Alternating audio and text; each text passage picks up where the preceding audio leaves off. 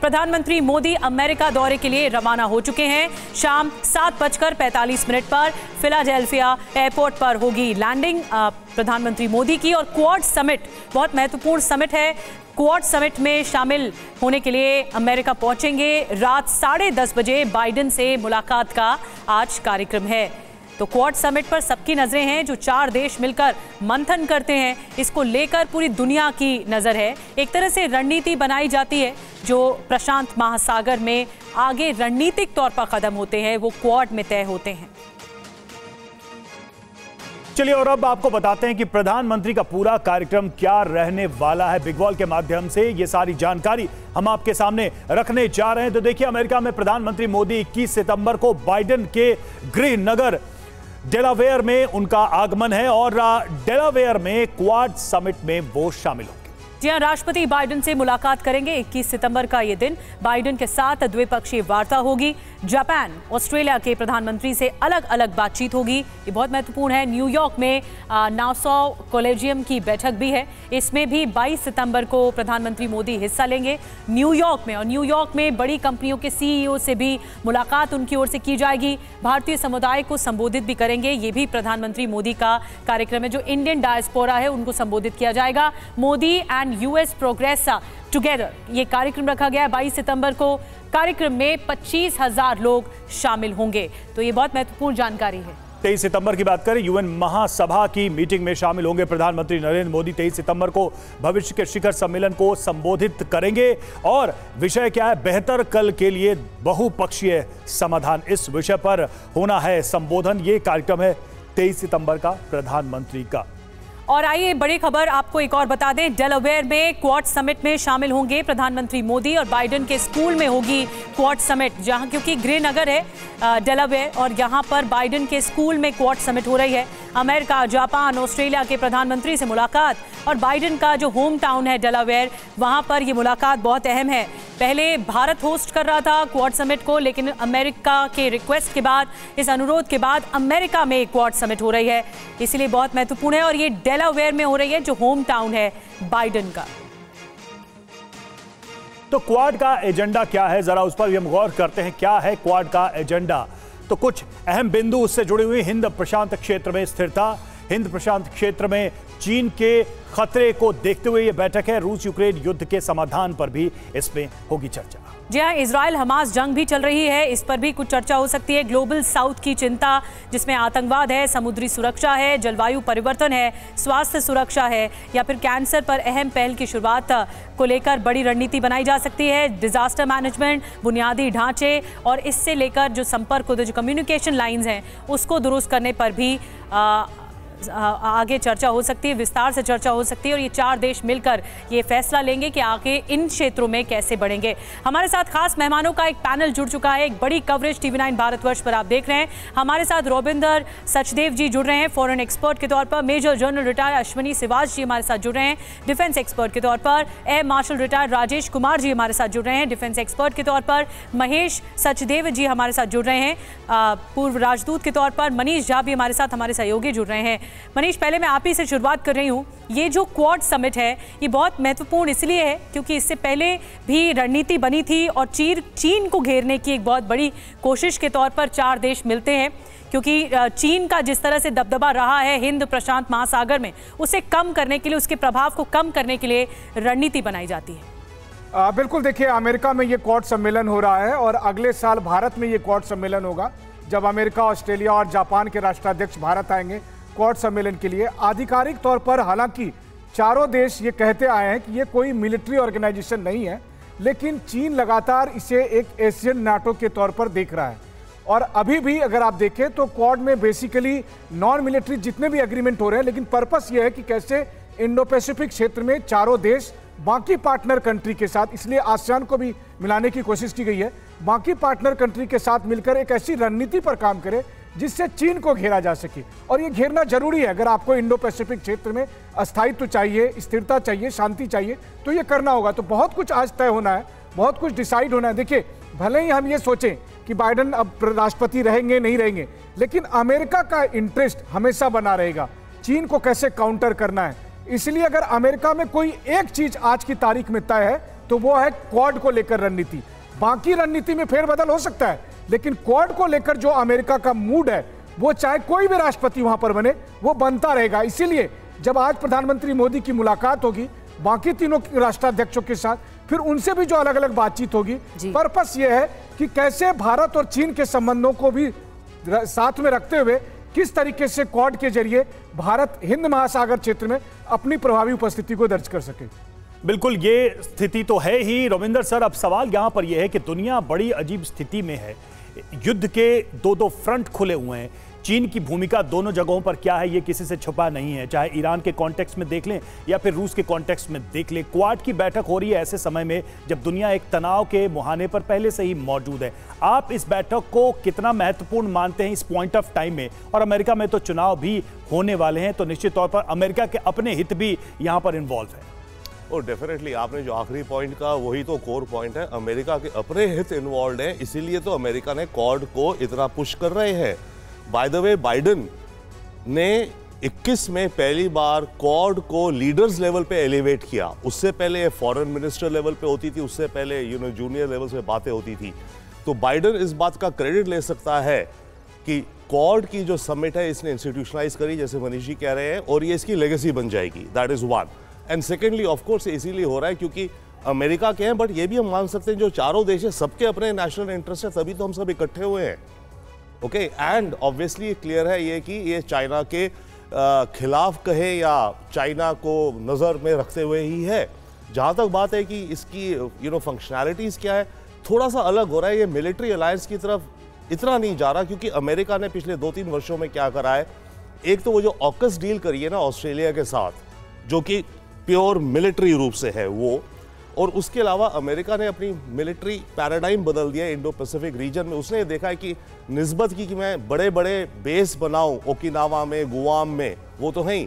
उसके अलावा अमेरिका छोटे छोटे आइलैंड्स और छोटे छोटे बेसेस फैली हुई जगहों में बना रहा है ताकि कभी कॉन्फ्लिक्ट हो तो इसकी मरीन, रडार, मिसाइल, शिप्स इत्यादि जल्दी से अजाइल हो जाए। तो मिलिट्री रूप से इस एरिया में वो हो रहा है। क्वाड का सिक्योरिटी हम कह सकते हैं, सिक्योरिटी में बड़े सारे फैक्टर्स आ जाते हैं नॉन मिलिट्री को अलग रखते हुए। तो उन चीजों को सप्लाई चेन्स का बनना बेसिकली ये हो रहा है कि इसके जरिए चाइना के लिए ये मार्केट भी ब्लॉक कर देने के लिए है, और जो सप्लाई चेन्स बने वो इन देशों में बने, और इन 4 देशों के अलावा जो छोटे छोटे और देश है, Thailand, Vietnam, Malaysia, Singapore, Indonesia इत्यादि, उन सबके साथ integrated supply chains, green energy, climate, maritime security, इन सब मुद्दों को लेकर के ये है। बड़ी बात आप कह रहे हैं रविंदर सर की सुरक्षा, संवाद और संबंध को बरकरार रखने के लिए, को मजबूत करने के लिए क्वाड बना। और अगर आप दुनिया के नक्शे में देखेंगे तो एक क्वाड्रिलैटरल फॉर्मेट बनता है जिसमें जापान, ऑस्ट्रेलिया, भारत और अमेरिका आता है, यही मिलकर क्वाड बनाता है। आपको बड़ी खबर बताते हैं, फिर बाकी मेहमानों के पास चलेंगे। क्वाड मीटिंग में बड़े समझौते होने की उम्मीद भी नजर आ रही है। समंदर में IPMDA का विस्तार संभव है, हिंद महासागर में समुद्री समझौते का विस्तार संभव है, और समंदर में चीन को घेरने की रणनीति पर चर्चा होगी। चीन में इसी तरह का G2 होता है, लेकिन इसको छोड़कर क्वाड बनाया गया। क्वाड की शुरुआत 2007 से हुई थी और फिर उसके बाद से ही लगातार क्वाड बढ़ता चला गया। तो जो समंदर की रणनीति है, कैसे इसके जरिए आगे बढ़ना है, ये क्वाड में तय होता है। तो क्वाड का जाल समंदर में घिरेगा ड्रैगन, सवाल तो यही है जिस तरह से ये पूरा अगर संगठन देखिए काम कर रहा है। देखिए क्वाड की बात करें तो क्वाड समिट में समुद्री समझौते का विस्तार मुमकिन है, जो अपने आप में चीन के लिए एक तरीके का चिढ़ाने वाली बात या प्रोवोकेशन हो सकता है। हिंद महासागर में IPMDA का विस्तार होगा। जी हाँ, आज क्वाड बैठक के बाद घोषणा होने की भी उम्मीद है इसी ओर, और IPMDA विस्तार से चीन को बड़ा झटका जरूर लग सकता है। और ये इसीलिए क्योंकि IPMDA विस्तार से क्या कुछ मिलेगा आपको ये बताते हैं। Indo Pacific partnership for maritime domain awareness, इसका मतलब ये है IPMDA। और इसके लिए जो विस्तार है, समंदर में जो रडार होते हैं, सैटेलाइट होती है, कई जॉइंट सेंटर्स होते हैं, इसकी संख्या को बढ़ाने पर जोर होगा। चारों में समुद्री गतिविधियों की रियल टाइम जानकारी भी इस इससे मिल पाएगी, इसका विस्तारीकरण हो पाएगा। काफ़ी तेज़, ज़्यादा और सटीक जानकारी इसके ज़रिए IPMDA के ज़रिए हो पाएगी। चीनी जहाज़ या फिर पनडुब्बियाँ जो होती हैं, विमान वाहक की जानकारी भी इसके ज़रिए हो पाएगी। इसके अलावा जो जासूसी नौकाएं होती हैं, इसकी जानकारी भी दी जा सकेगी। महेश सचदेव सर, मैं आपके पास आ रही हूँ। आप क्या समझते हैं, क्योंकि देखिए अमेरिका के लिए भी जब से क्वाड बना है 2007 से लेकर 2017 तक, वो अमेरिका के लिए भी भारत एक बहुत बड़ी ज़रूरत बन चुका है और क्वाड के ज़रिए जो इंडो पैसिफिक रीजन है उसके लिए ये बहुत इंपॉर्टेंट है, जो एस्पेक्ट्स हमने बताए। जी, इसको मैं थोड़े अलग तरह से बताना चाहूँगा। आपको याद होगा कि द्वितीय महायुद्ध के बाद यूरोप में एक रशिया को और सोवियत यूनियन को कंटेनमेंट करने की स्ट्रैटेजी बनाई गई थी। उस स्ट्रैटेजी के दो हिस्से थे, एक इकोनॉमिक और दूसरा जियो स्ट्रैटेजिक। दूसरी जो इकोनॉमिक स्ट्रैटेजी में उन्होंने यूरोपियन यूनियन को बनाया और स्ट्रैटेजिक डिफेंस स्ट्रैटेजी के लिए नाटो को बनाया। इसी तरह से एशिया में अगर ये इसको प्रतिबिंबित करें तो एशिया में इन्होंने क्वाड यूरोपियन यूनियन के मुकाबले में बनाया है और जो ऑकस बनाया गया है, जैसा रविंद्र जी ने कहा, वो एक तरह से नाटो का प्रतिबिंब है। तो ये इस तरह से इसको, ठीक है परिस्थितियां अलग हैं और समय बदल चुका है, तो इसको उस नज़र से देखा जाना चाहिए। और एक तरह से ये डिनाइबिलिटी देता है क्वाड को कि चीन के विरुद्ध नहीं है, लेकिन हर चीज़ जो की जा रही है वो सॉफ्ट पावर को इस तरह से प्रोजेक्ट करने के लिए की जा रही है कि चीन की सॉफ्ट पावर को रोका जा सके। बिल्कुल, और देखिए क्वाड समिट में रूस यूक्रेन पर भी चर्चा होगी। ये बड़ा मुद्दा होगा क्वाड में। क्वाड देशों के साथ जंग पर होगी चर्चा। रूस यूक्रेन जंग में शांति लाने पर बातचीत होगी। ये बड़ा मुद्दा है क्वाड देशों के लिए, क्योंकि इसमें आप देखें तो पश्चिम के देश तो इन्वॉल्व हैं, अमेरिका एक बड़ी भूमिका इसमें निभा रहा है। तो क्वाड मेंबर्स के लिए ये युद्ध भी महत्वपूर्ण है। भारत एक ऐसा देश जिसका रूस मित्र है, अमेरिका से मित्रता है, ऐसे में इस युद्ध को लेकर चर्चा होनी तय है और इसमें कैसे शांति बहाली हो सके उनके बिंदुओं पर भी बातचीत संभव। और आइए अब आपको बताते हैं कि क्वाड क्या है, क्योंकि सभी की नजरें इस वक्त अमेरिका के डेलावेयर में है। क्वाड क्या है ये समझिए। 4 देशों का रणनीतिक मंच है क्वाड, जिसमें भारत, अमेरिका, जापान और ऑस्ट्रेलिया, ये 4 देश शामिल हैं। 2007 में इसका गठन हुआ था। हिंद प्रशांत क्षेत्र, जिसे इंडो पैसिफिक रीजन कहा जाता है, हिंद प्रशांत क्षेत्र को दबाव मुक्त रखना इसका मकसद है।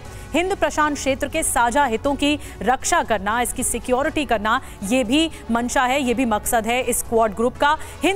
हिंद प्रशांत क्षेत्र में चीन के दबदबे पर अंकुश लगाना है। जिस तरह से चीन दबदबा बना के रखता है, इसके दबदबे पर एक तरह से अंकुश लगाना है। चीन क्वाड को एशियाई नेटो बताकर विरोध करता रहा है। चीन की चिढ़ ये रही है और चीन के मुताबिक क्वाड से उसके हितों का नुकसान हुआ है। और देखिए क्वाड से पहले चीन के बदले सुर। भारत में चीन के राजदूत शू फीहोंग ने भारत की तारीफ की है।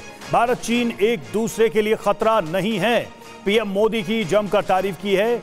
और चीन के राजदूत ने पीएम मोदी की नीतियों की तारीफ की है।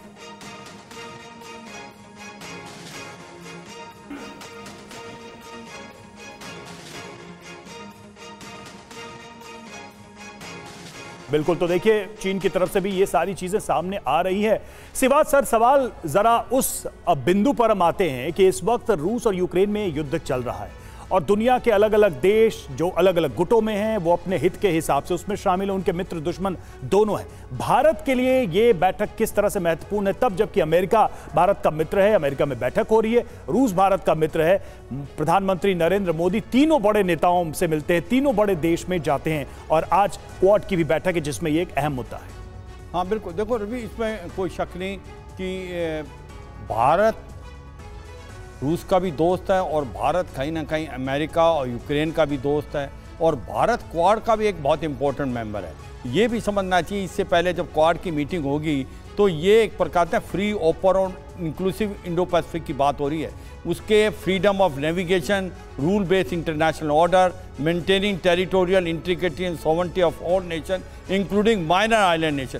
कहने का मतलब ये है कि चीन की जो दादागिरी है उसके अगेंस्ट है क्वाड, और ये सोचते हैं कि ये मिलिट्री लाइन तो नहीं है, मगर धीरे धीरे जिस प्रकार से मलाबार एक्साइज चलती जा रही हैं तो ये मिलिट्री अलायंस का रूप लेगा। क्योंकि अगर आपने काउंटर करना है चीन को तो आपके पास कोई तो पावर होनी चाहिए जिससे आप काउंटर करो, क्योंकि जो AUKUS है वो तो ऑस्ट्रेलिया, यूके और अमेरिका का एक प्रकार संगठन है जो कि आपको न्यूक्लियर सबमरीन देगा। अब बात आती है, आप जो उसने पूछा कि ये लड़ाई जो रूस यूक्रेन की चल रही है, भारत एक ऐसा देश है जिसकी दोस्ती सभी से है और भारत एक कंस्ट्रक्टिव रोल प्ले कर सकता है कि कहीं ना कहीं ये लड़ाई बंद हो, क्योंकि ये लड़ाई अगर लंबी खिंचती है इसके 3 चीज़ें हो सकते हैं। एक तो देखो पूरे वर्ल्ड की जो GDP है 1.6 घट चुकी है लास्ट अप्रॉक्सीमेटली जब से रशिया यूक्रेन लड़ाई चला है। फूड, फ्यूल, फर्टिलाइजर के रेट बहुत हाई हो चुके हैं।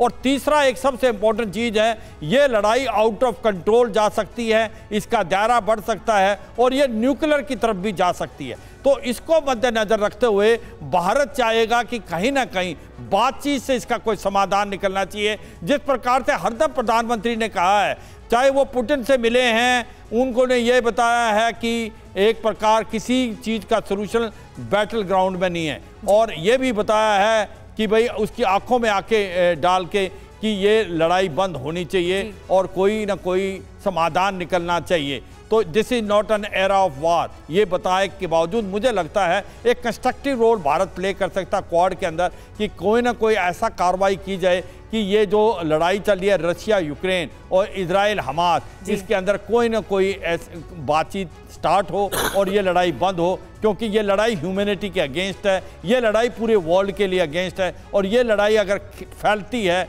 तो एक न्यूक्लियर की तरफ भी जा सकती है। जी, बहुत बड़ी बात आपने कही सिवात सर कि युद्ध को खत्म करना बहुत जरूरी है और इसीलिए ये दबाव ही बनाया जा सकता है इन देशों की तरफ से जो कि क्वाड समिट में मिल रहे हैं। अब आपको बताते हैं कि भारत में चीन के राजदूत शू फिहोंग ने क्या कुछ कहा है। चीन के बदले सुर कितनी सच्चाई, यानी चीन पर एक तरह से अंकुश लगाने की कोशिश है, उसे साइडलाइन करने की कोशिश है। आपको बता दें लेकिन क्या कुछ कहा गया। चीन भारत एक दूसरे के लिए खतरा नहीं है, दोनों देश प्रतिस्पर्धी नहीं है, सहयोगी हैं, ये चीन की तरफ से कहा गया। चीन भारत सबसे बड़े विकासशील देश हैं। आगे कहा गया चीन और भारत विकास के साझेदार है। मोदी के पास 2047 तक भारत को विकसित बनाने का विजन है और मोदी के नेतृत्व में अर्थव्यवस्था में तेजी से विकास हुआ है। मोदी के नेतृत्व में लोगों के जीवन स्तर में सुधार आया है। मोदी ने रिफॉर्म, परफॉर्म, ट्रांसफॉर्म नीति को बढ़ाया है और भारत को उपलब्धियों के लिए उन्होंने बधाई भी दी है। तो देखिए चीन के सुर बदले हुए और ये सारी चीजें मतलब शू फिहोंग के द्वारा ये बातें कही गई तब जब भारत क्वाड की मीटिंग में शामिल होने जा रहा है। और एयर मार्शल राजेश जी भी हमारे साथ मौजूद हैं। राजेश सर, आपको क्या लगता है कितना ये महत्वपूर्ण भूमिका निभाएगा क्वाड समिट चीन को साइडलाइन करने के लिए, उसे हटाने के लिए, क्योंकि जो हिंद प्रशांत महासागर है इस पे चीन काफ़ी विस्तारवादी नीति अपने आगे बढ़ाता है और इसी पर ही लगाम लगाने की कोशिश है कि क्वाड में कुछ ऐसी रणनीति बने कि चीन आगे ना बढ़ पाए। देखिए, एक पहली बात मैं इसके जो चीन के बदले सुर हैं उसके 2-3 पहलू हैं। अब आप देखिए कि एक तो जब से हमने ट्रेड और उनकी ऐप्स बंद करी हैं थोड़ा सा उनको फ़र्क पड़ा है, ज़्यादा नहीं लेकिन ट्रेड तो बढ़ा ही है। लेकिन आप ये देखें कि चीन की इकॉनमी जो है उसमें बाकी अलग फैक्टर्स से उनका जो रियल एस्टेट वगैरह है उससे इकॉनमी डाउन हुई है।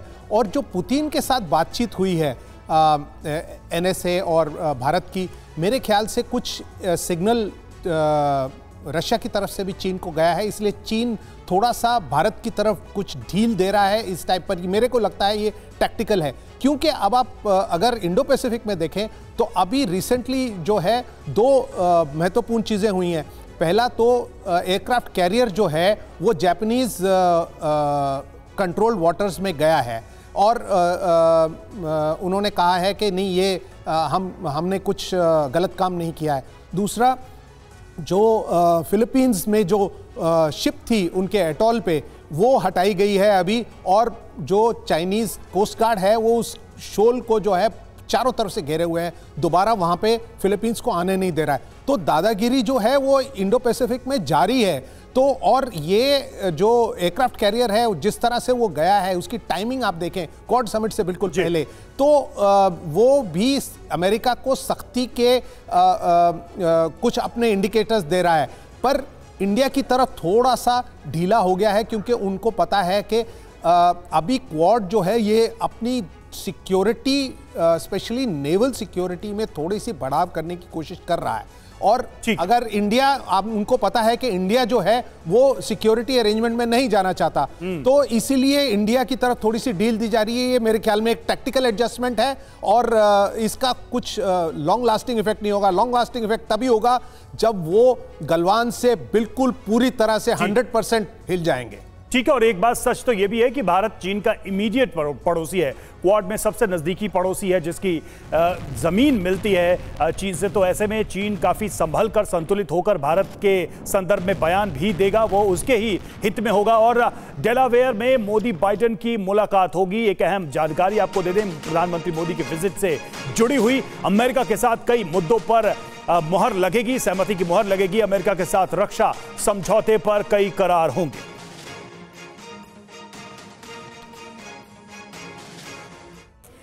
जी हाँ, दुनिया को पूरी आस जगी है इस मुलाकात से और मोदी बाइडेन की मुलाकात है, एक बहुत अहम मुलाकात है। आपको कुछ और डिटेल में जानकारी देते हैं। भारत यूएस संबंध मजबूत करने पर इस पर चर्चा होगी। अमेरिका के साथ कई बड़े समझौते, रक्षा क्षेत्र में कई डील होगी फाइनल। IPEF समझौते पर मुहर लगेगी। IPEF से अर्थव्यवस्था को रफ्तार भी मिलेगी। भारत यूएस में, भारत अमेरिका में दवा क्षेत्र में, मेडिसिन क्षेत्र में काम पर करार मुमकिन है। रक्षा, समुद्री सुरक्षा पर चर्चा मुमकिन है। अंतरिक्ष के मुद्दों पर चर्चा होगी। रूस यूक्रेन युद्ध पर भी चर्चा होगी और इजराइल हमास जंग पर भी चर्चा होगी। रविंदर सर, मैं आपके पास आ रही हूं। जो ये बिंदु हम बता रहे हैं, जो मुख्य बिंदु बता रहे हैं कि किन किन मुद्दों पर चर्चा होगी, देखिए अमेरिका के लिए बहुत महत्वपूर्ण है भारत के साथ संबंध बनाए रखना। और अगर सही मायने में क्वाड की जरूरत 2005 में महसूस हुई थी, जब सुनामी आई थी, वहां पर राहत बांटनी थी। अब आपको अमेरिका का रोल कितना मजबूत नजर आता है? अमेरिका का रोल मजबूत है, हमें गलतफहमी में नहीं रहना चाहिए, बहुत मजबूत है दुनिया में। But at the same time असलियत ये भी हो रही है कि दुनिया की पैराडाइम शिफ्ट्स हो रहे हैं, दुनिया में अदर पोलर सेंटर्स बन रहे हैं, और खास करके जो उभर रहे हैं उनमें सबसे अहम हम कहेंगे इंडिया है, जो भारी भरकम इकॉनमी, भारी भरकम मिलिट्री और अपनी आवाज़ भी रखने लगा है थॉट लीडरशिप की प्रॉपर रूप से, राइट। मैं रूस यूक्रेन युद्ध वाले में बारे में इनकी बात होगी, उसमें कहना चाहता हूँ, देखिए इस समय प्राइम मिनिस्टर मोदी क्या कर रहे हैं।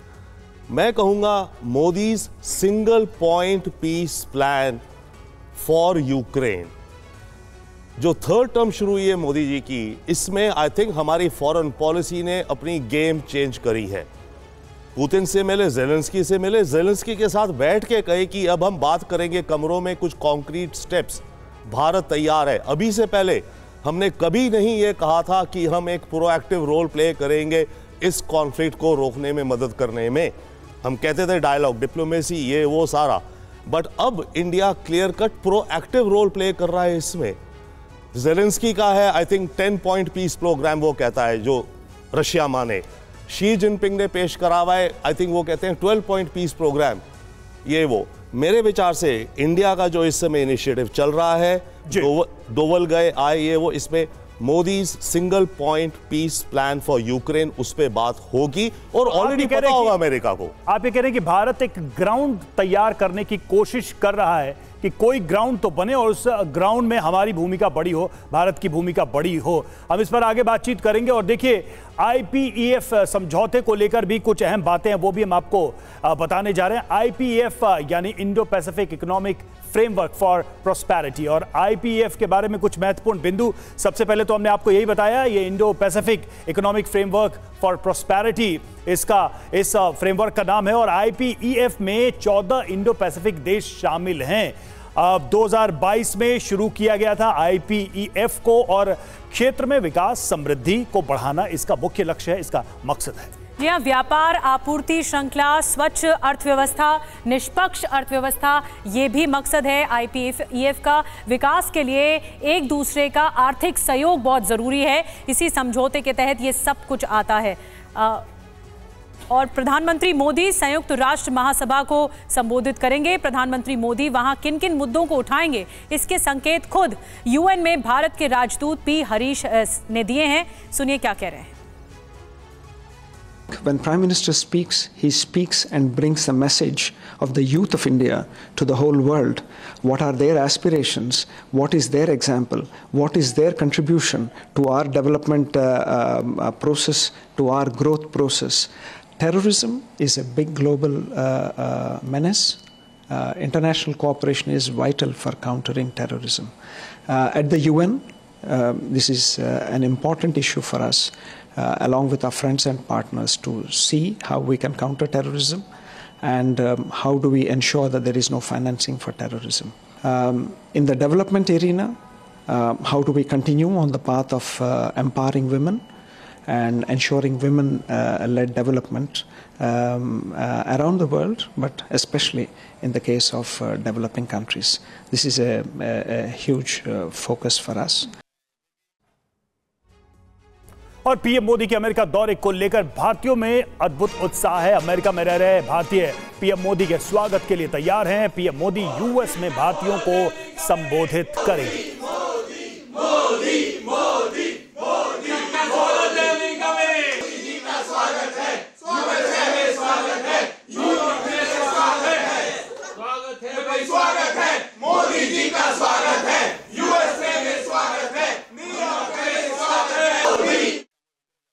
मोदी जी का इवेंट को देखने के लिए and happy to be here being a Indian, happy to be here in the Times Square. यहाँ पे इंडिया के प्राइम मिनिस्टर आ रहे हैं, ये हम सारे इंडियंस के लिए गर्व की बात है। So I am very excited, I am looking forward to it.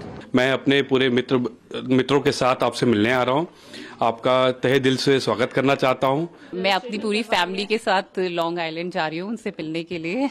जी बहुत उत्सुक है उनसे मिलने के लिए और बहुत अच्छे प्रधानमंत्री है हमारे देश के लिए भी और सारी दुनिया में उनका डंका है। फॉर्मर एम्बेसडर महेश सचदेव जी भी हमारे साथ मौजूद हैं। महेश सर, आपने देखा लोगों में दीवानगी रहती है। प्रधानमंत्री मोदी जब भी अमेरिका दौरे पर आते हैं, 9वां दौरा है उनका, और इसीलिए बहुत महत्वपूर्ण है इस दौरे को अगर देखें, क्योंकि भारतीय समुदाय के बीच में उनका संबोधन खास होने वाला है। जी, भारतीय समुदाय जो है अमेरिका में तकरीबन 54 लाख लोग हैं, जिसमें कि भारतीय मूल के लोग वहाँ पर हैं। कुछ भारतीय पासपोर्ट होल्डर हैं या कुछ वह अमेरिकी नागरिक भी हैं और विदेशों के नागरिक भी वहाँ रहते हैं। ये अमेरिका के तकरीबन 2% का आंकड़ा पहुँचने लगा है उनके आबादी का, और इसका बहुत महत्वपूर्ण योगदान है। अमेरिका में प्रति व्यक्ति की आय जितनी है उससे ये तकरीबन भारतीयों की आय, औसत आय उससे दुगनी है। और भारतीय जो हैं 70% उनमें से ग्रेजुएट हैं, जो कि अमेरिका में औसत ग्रेजुएशन की दर जो है वो इससे आधी है। तो भारतीयों की एक विलक्षण वहाँ पर उपस्थिति है और 14 फॉर्च्यून 500 के हेड जो हैं वो भारतीय मूल के लोग हैं। तो इनका योगदान जाहिर है कि बहुत ही इम्पॉर्टेंट है, महत्वपूर्ण है। और ख़ास तौर पर जबकि अब अगला चुनाव होने जा रहा है, जो कि काफ़ी टाइट रेस मालूम पड़ती है, तो उसमें भारतीयों का बिल्कुल ये दौर बिल्कुल और भी ज़्यादा महत्व। और देखिए, इसका इम्पैक्ट समझते हुए डोनाल्ड ट्रंप भी मुलाकात करना चाहते हैं प्रधानमंत्री से। वो समझते हैं कि चुनाव में कितनी बड़ी भूमिका रहेगी जो इंडियन डायस्पोरा है वहाँ पर। मनीष, ये भी समझना चाहेंगे, एक छोटा सा कॉन्टेक्स्ट आपसे हम समझना चाहेंगे। अगर भारतीय राजनीति के संदर्भ में देखें, अभी कुछ दिन पहले राहुल गांधी भी अमेरिका में ही थे और वहाँ के भारतीयों से मिले, उन्होंने अपनी मीटिंग्स की, प्रेस कॉन्फ्रेंस की, और ठीक उसके बाद प्रधानमंत्री का ये कार्यक्रम तो पहले से ही शेड्यूल था। भारतीय जो वहाँ पर हैं वो देश के 2 बड़े, यानी कि सत्ता पक्ष और विपक्ष के बड़े नेताओं को देख सुनने का उनको मौका मिल रहा है। ये कॉन्टेक्स्ट कैसे देखा जाए? इसे कोइंसिडेंस समझा जाए या फिर ये किस योजना का हिस्सा लगता है?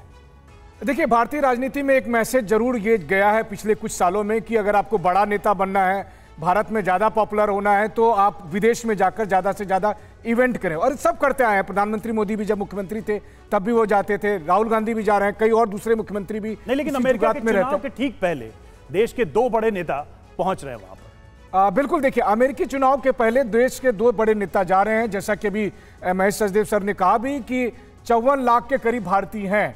अगर हम इस बात को एडमिट करते हैं कि हमारे नेता वहां जाकर भारतीयों को ये कहेंगे कि अमेरिकी चुनाव में आप इसको वोट दें, तो मुझे लगता है कि ये सबसे खराब राजनीति होगी, क्योंकि एक मैसेज जाएगा कि हम इंटरफेयर कर रहे हैं, जो हम कर नहीं रहे हैं। दरअसल हम वहां जा रहे हैं क्योंकि भारत और अमेरिका के संबंध बहुत व्यापक हो गए हैं, अलग अलग तरह से। आप देखिए कितना बड़ा डायनामिक्स है। हम रूस के साथ भी दोस्ती कर रहे हैं, हम ईरान के साथ भी बिजनेस करते हैं, लिमिटेड बिजनेस करते हैं। चीन के साथ अभी विदेश मंत्री जयशंकर ने कुछ दिन पहले कहा 75% हमारे जो प्रॉब्लम है वो सॉल्व हो गए। चीन के साथ हम बातचीत कर रहे हैं, जिसका उदाहरण है कि चीन के राजदूत मीठी मीठी बात भी कर रहे हैं आप। तो कहने का मतलब यह है कि भारत अब एक बड़ा प्लेयर बन चुका है, और इसीलिए भारत के नेता भी अक्सर यूएस जाते हैं, दूसरे और भी देश जाते हैं। प्रधानमंत्री मोदी अमेरिका से लौटकर आएंगे, अगले महीने ब्रिक्स के लिए वो रूस भी जाएंगे। तो मुझे लगता है कि सिर्फ हम ये सोचें। बड़ी बात यह है मनीष, प्रधानमंत्री मोदी जहां भी जाते हैं उनका सुपर पावर शो होता है, और यही अमेरिका में भी इस बार देखने को मिलेगा। आपको बता दें कि अमेरिका में प्रधानमंत्री मोदी के कार्यक्रम के जो चीफ ऑर्गेनाइजर हैं जगदीश सेवहानी, उन्होंने कहा है कि अमेरिका में रह रहे भारतीयों में प्रधानमंत्री मोदी को लेकर जबरदस्त उत्साह है, जबरदस्त क्रेज है। सुनिए क्या कह रहे हैं। लकी हैं कि फाइनली हमारे prime minister is going to address us. Look at this beautiful arena. करीबन 15,000 लोग इसमें आएंगे। यहाँ के जो भी अमेरिका के 40 स्टेट्स हैं वहाँ से लोग आ रहे हैं।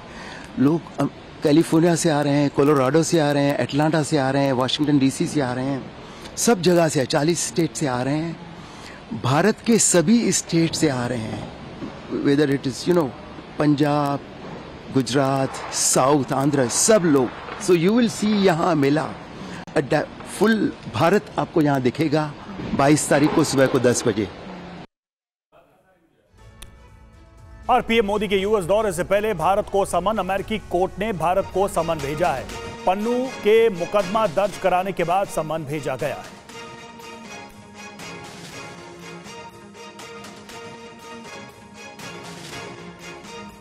जी हाँ, ये भी बहुत बड़ा मामला है। अमेरिकी कोर्ट से भारत को समन। आपको बताते हैं गुरु पतवंत सिंह पन्नू की हत्या की कथित साजिश में भारत को समन। ये एक बड़ा अपडेट है। न्यूयॉर्क की अदालत ने भारत सरकार को समन जारी किया है। एनएसए अजीत डोभाल, पूर्व रॉ प्रमुख सामंत गोयल को भी समन जारी हुआ है।